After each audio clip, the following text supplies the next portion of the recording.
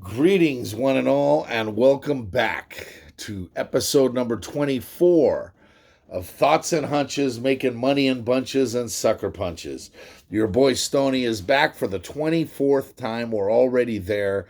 We're 2 weeks away from March Madness. This is the time of year that really gets the blood flowing and the juices going, and now's the time for us to close out the year strong and make our dollar work for us. Welcome, one and all, as usual, my fellow scumbags, hoodlums, lowlifes, hustlers, feeders, degenerates, all you guys. I missed you guys last week.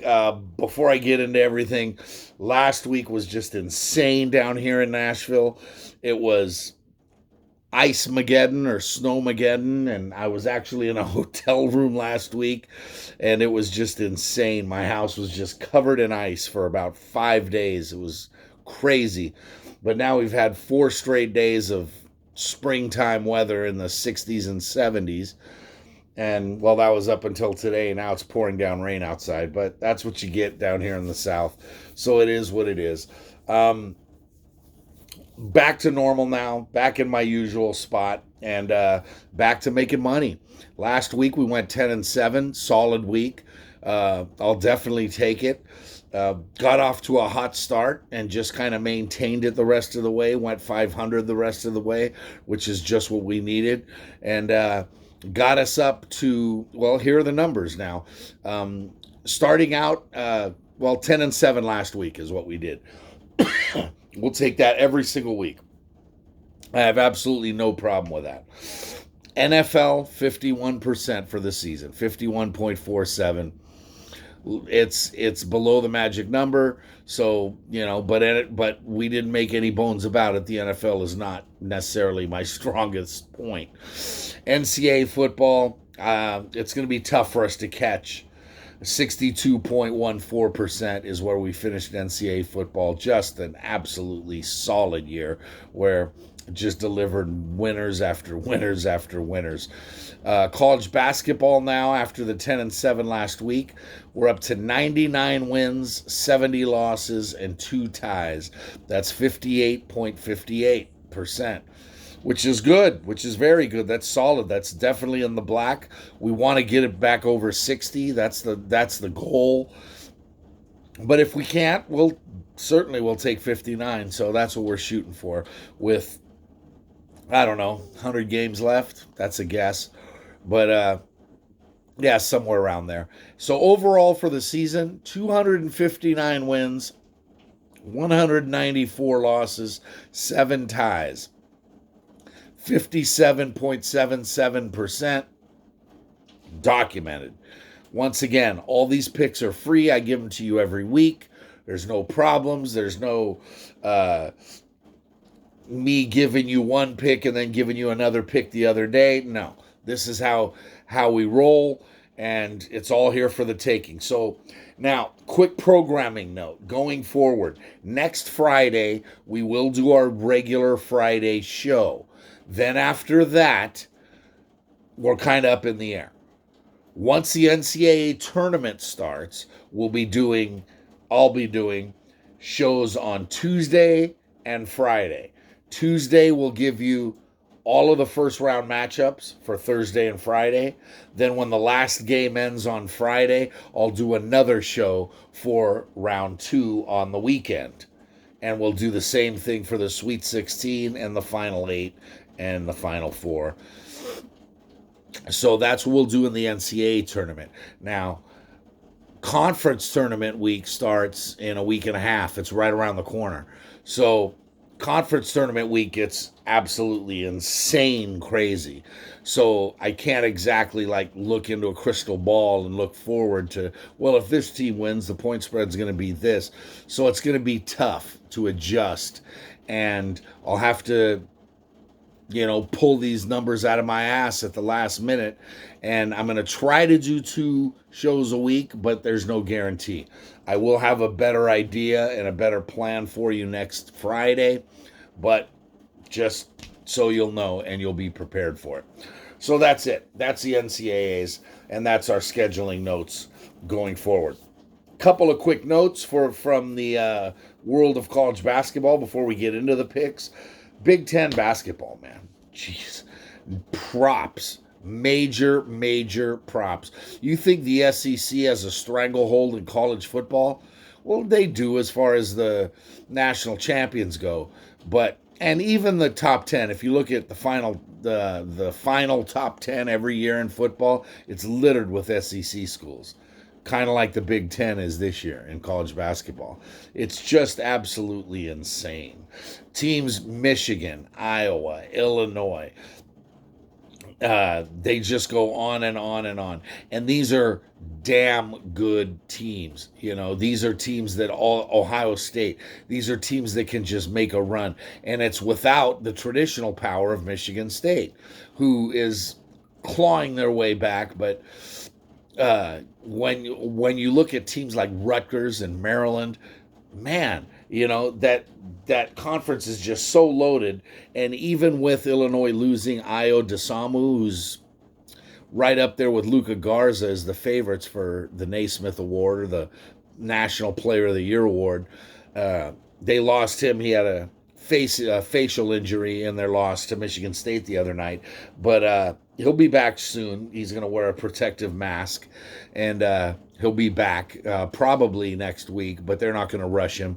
They don't need to rush him back, although if they want to keep the number one seed, which they're going to probably get, even with the loss to Michigan State the other day, they're still in line for as long as they don't flame out in the first round of the Big Ten tournament, then they should be okay as far as getting a number one seed.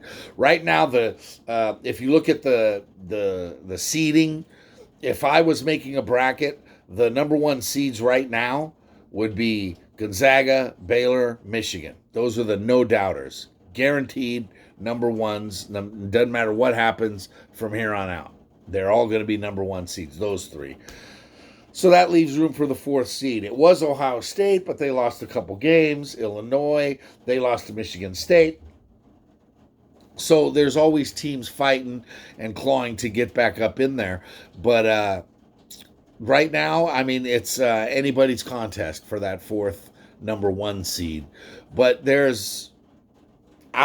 if you take Gonzaga and Baylor and move them out of the way,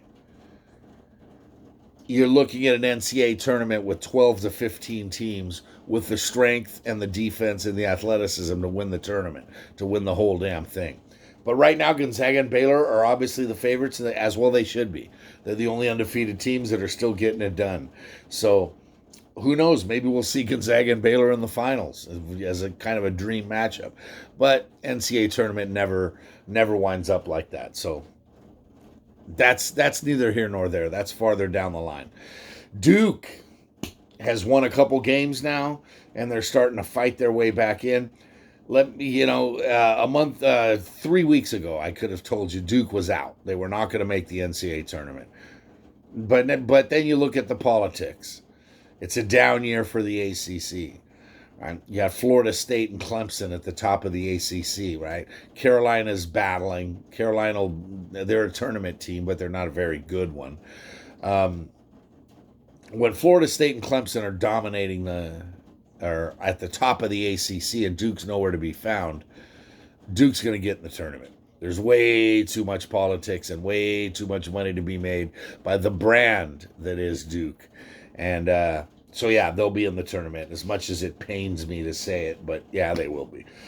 So anyway, that's it. That's it for my news and notes. Let's get on to the picks. Here we go. We got 17 more plays for you for this Saturday. A couple of more good games on Sunday, but we're just going to stick with the Saturday plays and go from there. We're going to start in the morning in the SEC, Auburn and Tennessee. This you're going to find a theme in my picks this week. I didn't really give a count, but I'm guessing out of the 17 picks, I want to say 12 are road teams, maybe 13 are road teams. A lot of road teams that I'm taking. So we're going to roll the dice and see what happens. Auburn and UT in game one in the SEC on the Plains. Auburn's catching 7.5 at home. UT is now 16-6. They're fading quickly. They're down to number 25 in the rankings. They started the season in the top 5, and they were blasted the other night or last week. They bounced back to beat Vanderbilt, but everybody beats Vanderbilt. And UT is just struggling. Rick Barnes really has his work cut out for him. I mean, don't get me wrong, they're still a tournament team. They're going to be in the tournament comfortably. But right now, I don't see them beating anybody in the SEC by 8 points, not named Vanderbilt. Now, Auburn's have their own struggles. Auburn's lost 3 in a row, but they're 11-13. They're a ho-hum, middle-of-the-road kind of team, and they're catching 7.5 at home. We're going to take the Tigers at home. Next up, we head to the ACC, Syracuse versus Georgia Tech, an intriguing matchup of 2 middle-of-the-road teams that need a couple wins to secure a spot in the tournament. Georgia Tech is at home, and they're laying 4.5. They've been hot lately. They've won 3 straight, and they're doing it the right way. They're playing hard-nosed defense, and they're keeping teams out of the paint. Well, that's what Syracuse does best with their zone defense. They've won 3 out of 4. Their only loss was to Duke the other day, and like I said earlier, Duke has found their groove. They've won 4 or 5 in a row, and they've got it going now. But Syracuse, we're going to take the Qs plus 4.5 on the road at Georgia Tech. Then we go to the Big Ten. Michigan versus Indiana. Classic matchup here. Michigan, usually it's the other way around. Usually it's Indiana fighting for a top seed. Indiana's 12-11 right now, and even though they're at home in Bloomington, they've lost 3 out of 4. They're not playing that well. Michigan comes in just cruising. Winners of 6 straight. They're 17-1 on the season. They're 8.5 point chalk. They're all the way up to number 3 in the rankings, which is where they'll stay after tomorrow. They're going to get the win. They're going to win easily, and they'll go into Indiana and dispatch them early. So by the second half, you can just kick back while Michigan's coasting to a 15-point win. Michigan minus 8.5 winner. Mark it down. Back to Big 12 matchup. Good Big 12 matchup. Texas versus Texas Tech. This is, number 14 versus number 18. Texas Tech they've lost 2 in a row, and just when they look like they were going to be a team that could challenge Baylor for the top spot in the Big 12 along with Oklahoma and Texas, they've lost 2 in a row, and both of them not in very impressive fashion. They're not getting it done. Their defense, which is usually their staple, is not working for them right now, and Chris Beard definitely has his work cut out for him. Texas comes in.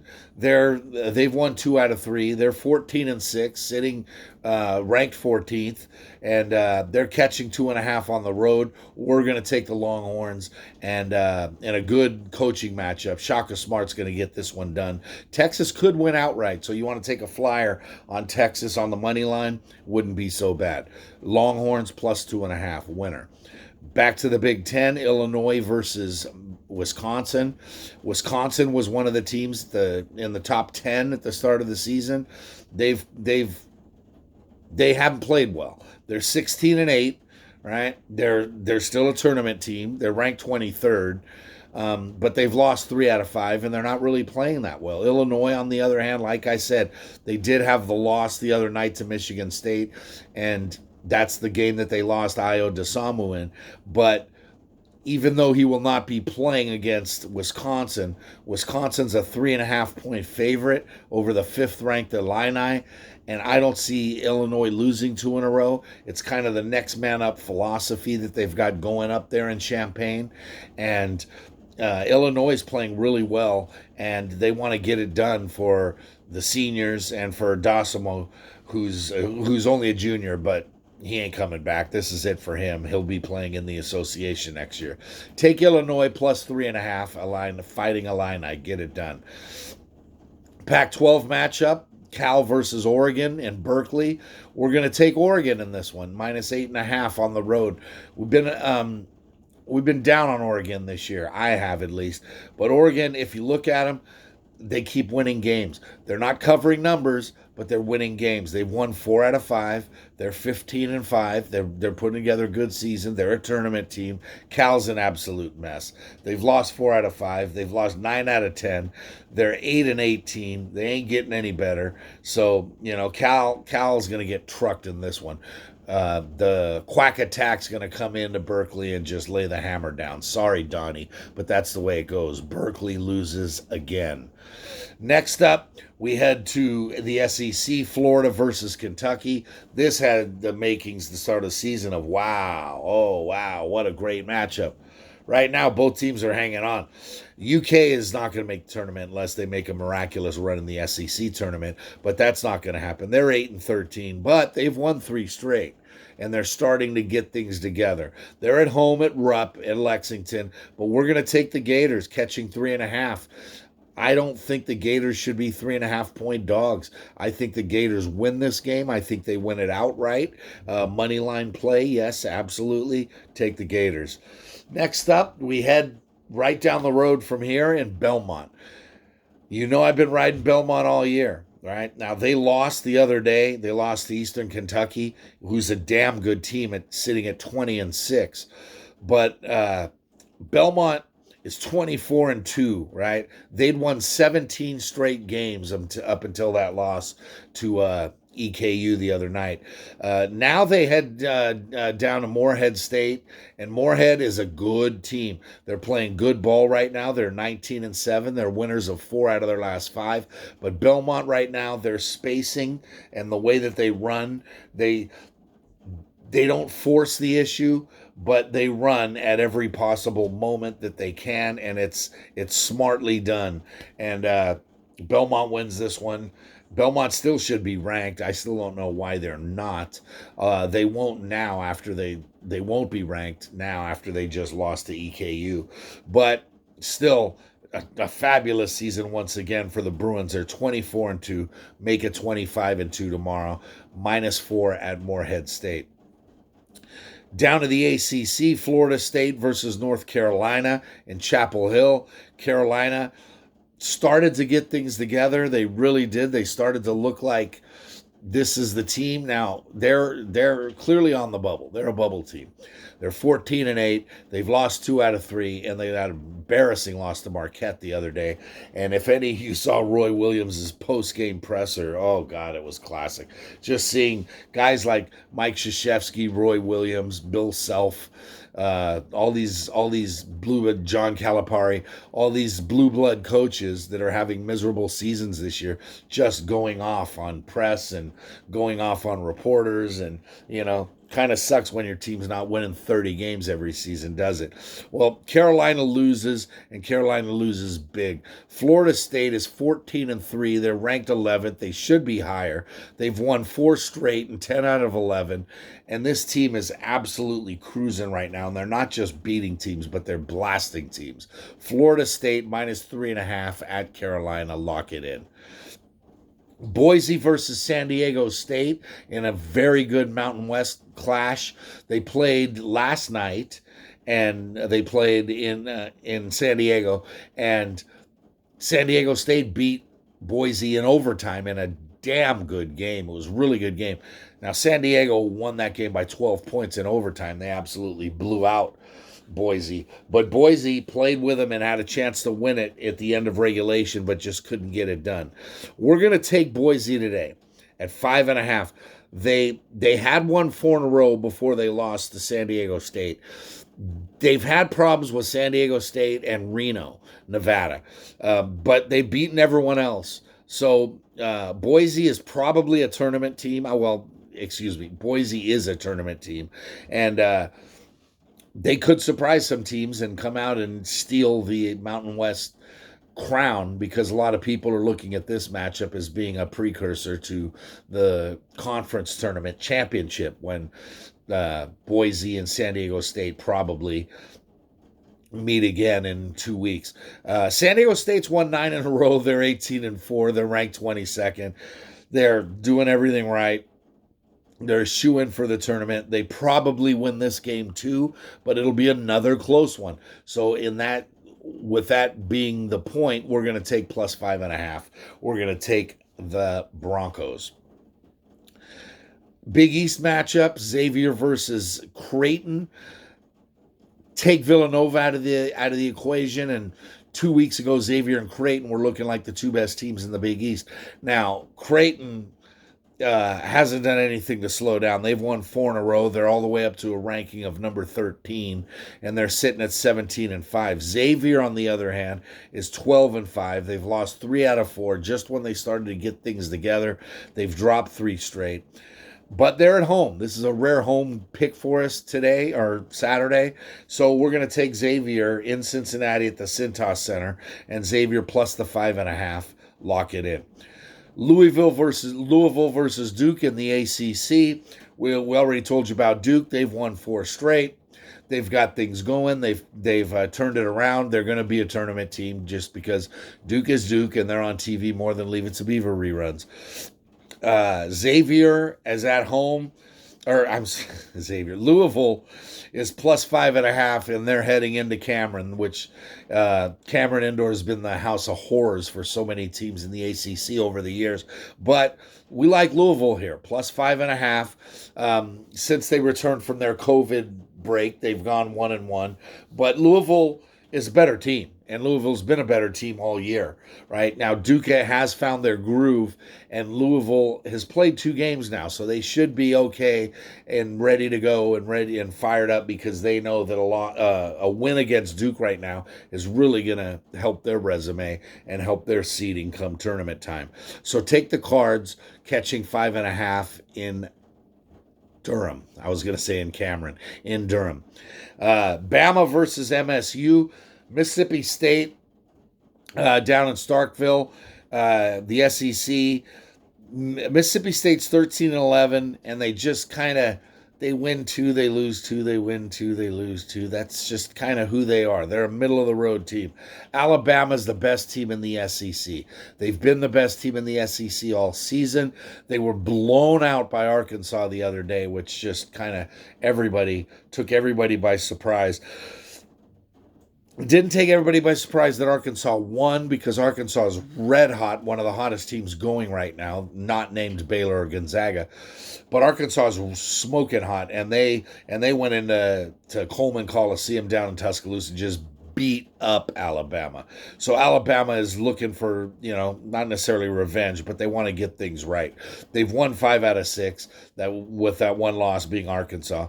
They're 18-6 on the season. They're all the way up to a number 6. They're fighting for a number 1 seed in the tournament.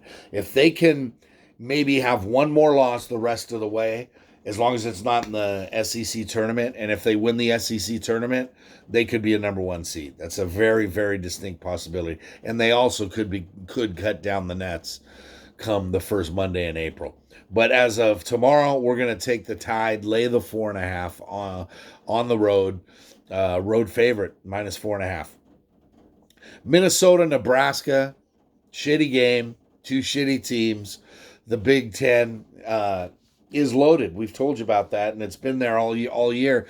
And Minnesota got off to a red-hot start, and Richard Pitino looked like he had turned things around in Minneapolis, but they've just absolutely struggled. They're now 13-11.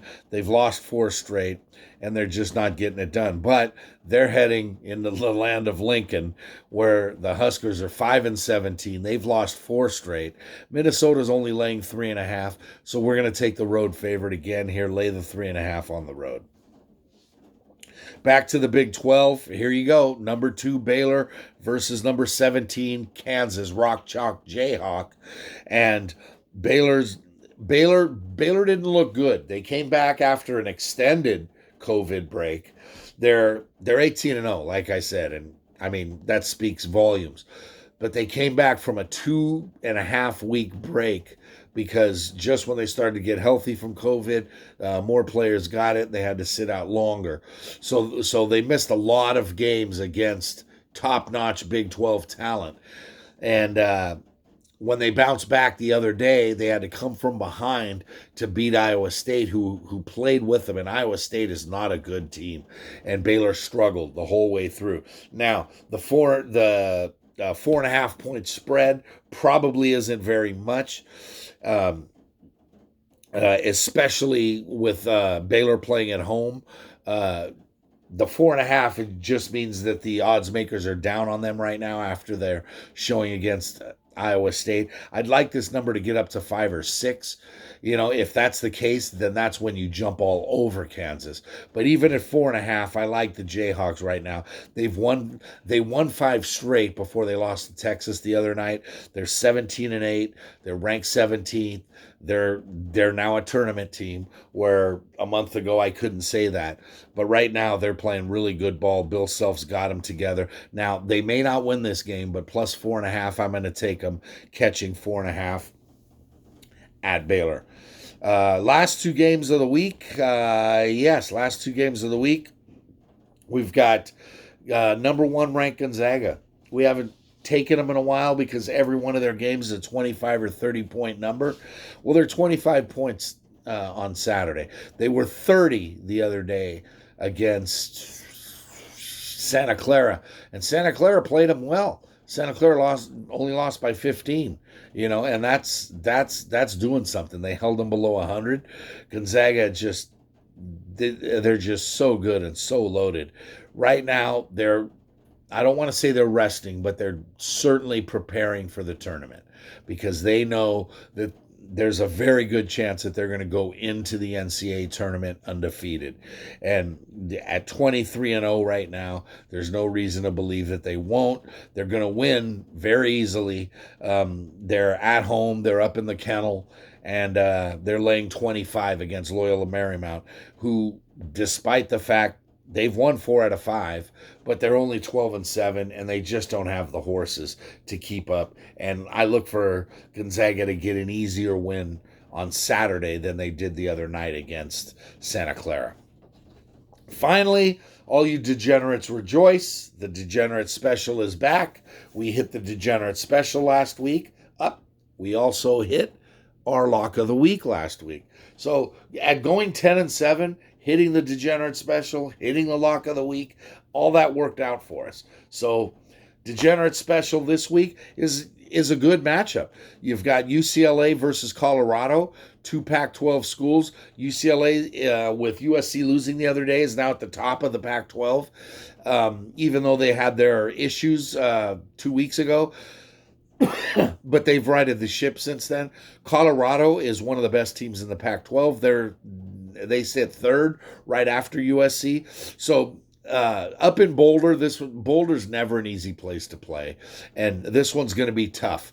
Colorado comes in as 6-point favorites. They're 18-7, but Colorado has had their issues along the way too. They win 2, or they win 3, they lose 2. They win 4, they lose 2. That's what they do. Well, they're 2-2 in their last 4. UCLA comes in winners of 4 straight. They're 17-5.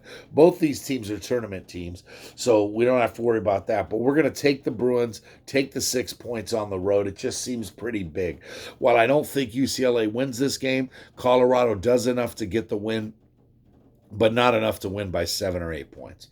So there you go. There's your Degenerate Special, and there's your 17 plays on the week. 10-7 is what we did last week. We will absolutely take that. 11-6 would be better. 12-5 would be solid. But 10-7 is a winning week. Right now, we can just keep making money each week heading into tournament time, where it's just time to unload all the riches that I've made you throughout the season. And because come the first Monday of March, that's it. No more plays for the rest of the year. Until August. So we're going to take the summer off. Finally, we're going to do a couple shout outs to my boys Henry and Drew. These guys, I swear, they are degenerates, and they are proud degenerates. They're the type of guys. Drew, I just met. I don't want to say just met. I met him about 1.5 years ago, and I was with Henry, and we were hanging out downtown, and it was it was like, I don't want to say love at first sight, but it was degenerates at first sight. He knew right away by taking one look at us exactly what we were doing, monitoring these college football games. It was a college football Saturday, and we were just firing away, taking 4.5. We were watching 5-6 different screens. So Henry and Drew, you guys, my Nashville fellow degenerates, you guys rock. And that's it for the week. So again, remember, programming note, I'll be back next Friday. And then after that, we're going to start moving forward to 2 a week until the end or the beginning of April. So if you're not subscribed to this video, click the subscribe button right down here in the bottom right-hand corner. And that way, it will notify you when a new video goes up. Now, granted, I will be telling you, when I come up with a video, I'll tell you when to expect the next one. But in the meantime, click subscribe. This way, you don't have to worry about anything. So, I'm going to hit the road and get ready for tomorrow. Big day in college basketball. So, just remember that there's money on the streets that can't be ignored. For me, the action is the juice. Always has been and always will be. To win big, you gotta bet big, and good luck to you.